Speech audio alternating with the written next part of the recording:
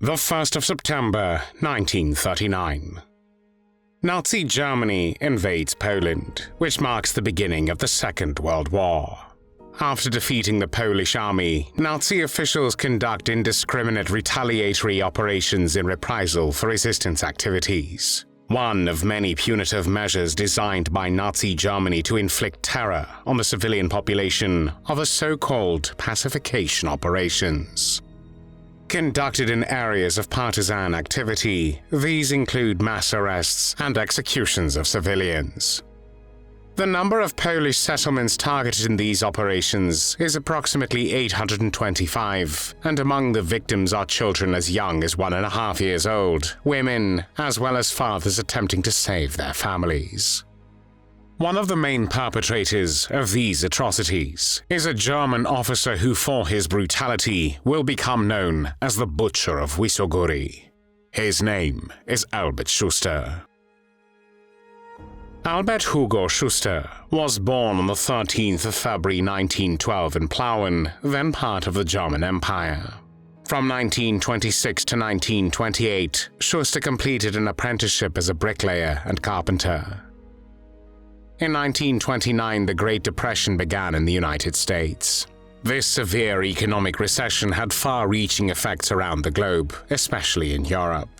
Germany was no exception, and over the winter of 1929 to 1930, the number of unemployed rose from 1.4 million to over 2 million.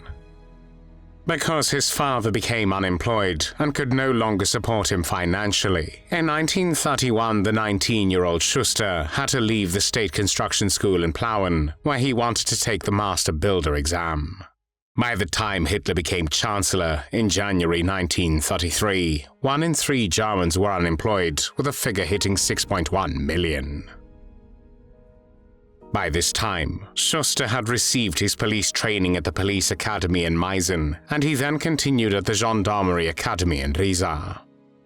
On the 1st of May 1933, Schuster joined the Nazi Party and worked in the Schutzpolizei, which was the state protection police of Nazi Germany.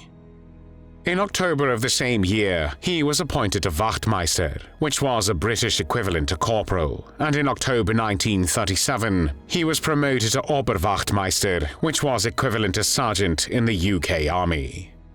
After a 6-month officer training course in Berlin-Köpenick, Schuster was promoted to lieutenant in the Schutzpolizei and Untersturmführer in the SS, which was equivalent to second lieutenant.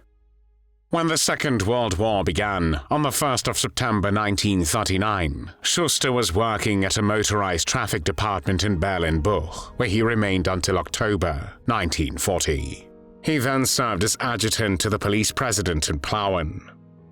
From March until October 1941, he taught civil law at the Zoll Gendarmerie School. From October 1941 to January 1942, he was the platoon leader of the Gendarmerie Platoon 7 at the Fraustadt Gendarmerie School, where he trained the members of the Gendarmerie Platoon in measures against the so-called combating of gangs and the extermination of partisan fighters designated as bandits and bandit supporters in the occupied Eastern Territories. Schuster lost this position when he was sentenced by the Düsseldorf SS and police court to an indefinite prison term for insulting the commander of the Gendarmerie School. He served his sentence from January to March 1942 in a building in the commandant's area of the Buchenwald concentration camp, without having any contact with the inmates of the camp. After serving his sentence, by order of the leader of the SS, Heinrich Himmler, Schuster was ordered back to the Fraustadt Gendarmerie School and began forming the Gendarmerie battalions, to which he belonged until mid-April 1943, and with which he committed war crimes in many Polish towns. First, however, Schuster was deployed to Belarus with the task of fighting guerrillas and shooting Jews. It was in the spring of 1943 when he was sent to the Holy Cross Mountains in central Poland, where, for his brutality, he became known as the Butcher of Łysogóry. Schuster commanded the 62nd Motorized Gendarmerie Regiment, and their main objective was the liquidation of partisan groups. The first pacification actions took place immediately after the arrival of the gendarmes, as early as April 1943. The group used carts instead of motor vehicles so they could surprise attack their targets. They were extremely active, practically every day combing the surrounding areas in search of suspects. Men, women, and children who were discovered by chance during a patrol were summarily executed. The pattern of pacification of villages carried out by Schuster's unit looked the same every time. At night or early in the morning, soldiers and gendarmes surrounded the entire village. They would then round up the residents in one central location, dividing them into women with children and men. When a list of everyone was available, more names were read out, passing them on to Schuster's subordinates. When someone was missing from the list, a random person was selected, often more than there were on the list. Schuster's men then carried out the executions usually by a single shot to the back of the head. The platoon commander primarily searched for people who had clothing similar to uniforms or who were not exactly known by name. Civilians were arrested as hostages for family members who could not be found and were later shot. After a failed attempt by partisans to destroy his post, Schuster moved to the monastery in the village of St. Catherine, believing Poles would be less likely to shoot at a church. He tortured and murdered approximately 80 there, as well as hundreds of residents in the surrounding villages. Victims had to dig their own graves. After the massacres, a so-called final speech was usually held about how necessary his action against the bandits was, and as a reward he would order himself and the gendarmes to put out lunch. Afterwards, the villagers were ordered to thank Schuster for not killing them all, and freeing them from what the Germans called bandits. On the 25th of May 1943, the pacification of the village of Wloszczowa was carried out. The entire population was gathered in front of the local school. Schuster gave the assembled people 15 minutes to give information about the partisans. Receiving no response, he declared that every seventh man would be shot. The execution was carried out on 21 people. On the 1st of June 1943, gendarmes organized a raid in Bodzentin. A public execution was carried out, shooting 39 men. At the end of June, the village of Debno was pacified. 28 people were killed, including 10 women. Between March and July 1943, Schuster and his men murdered over 400 people. On one occasion, he burnt 2 children alive. In January 1944, Schuster went on a rally of death in the Opochno area. Driving from village to village, he and his men kidnapped, robbed, tortured, and killed people who were unlucky enough to be in his way. After being ambushed by a Home Army unit near the village of Ojzen, 12 of Schuster's men were killed, and Schuster himself lost an eye. 15 local people were killed in retaliation. In January 1945, Schuster left for Germany on sick leave.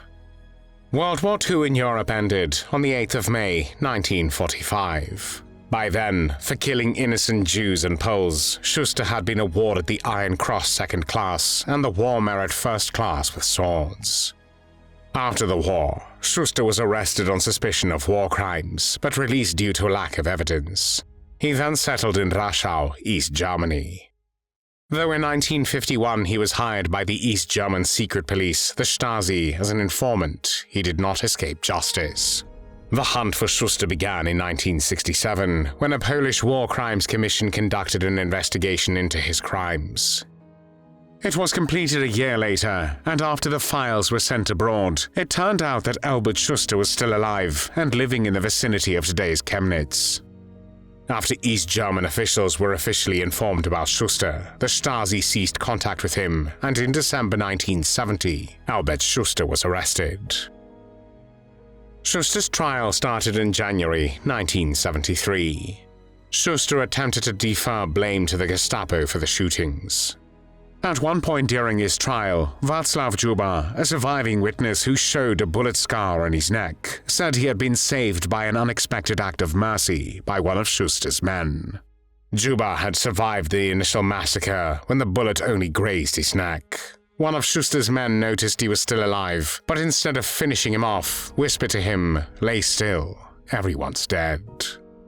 When Schuster heard this, he suddenly stood up and shouted, "The witness is lying. It's impossible. My gendarmes were so disciplined that no one would allow himself to be so disloyal. This is slander. This cannot be true, because my soldiers were exactly following their orders, killing those forest bandits." The presiding judge responded by mentioning the name of one of Schuster's victims, Wanda Piwowarczyk. Piwowarczyk was a 2-year-old girl whom Schuster had personally executed as she was crying and hugging her mother. Schuster waited for Piwowarczyk's mother to recover from the shock of watching her daughter being murdered, then smiled at the woman and shot her in the head. She fell down while still holding her daughter in her arms. Jua witnessed the entire chain of events. When the judge asked Schuster if Wanda Piwowarczyk was a bandit, he went silent. Albert Schuster was found guilty of participating in the rounding up and deportation of Jews in the Belarusian town of Nowogródok, and the murdering of at least 400 villagers in Poland, and sentenced to death. On the 31st of May, 1973, when Schuster was shot at Leipzig prison, he was 61 years old. His body was cremated and buried in an unmarked grave. There were no tears shed for Albert Schuster.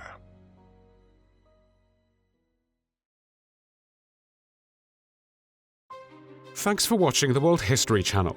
Be sure to like and subscribe, and click the bell notification icon so you don't miss our next episodes. We thank you, and we'll see you next time on the channel.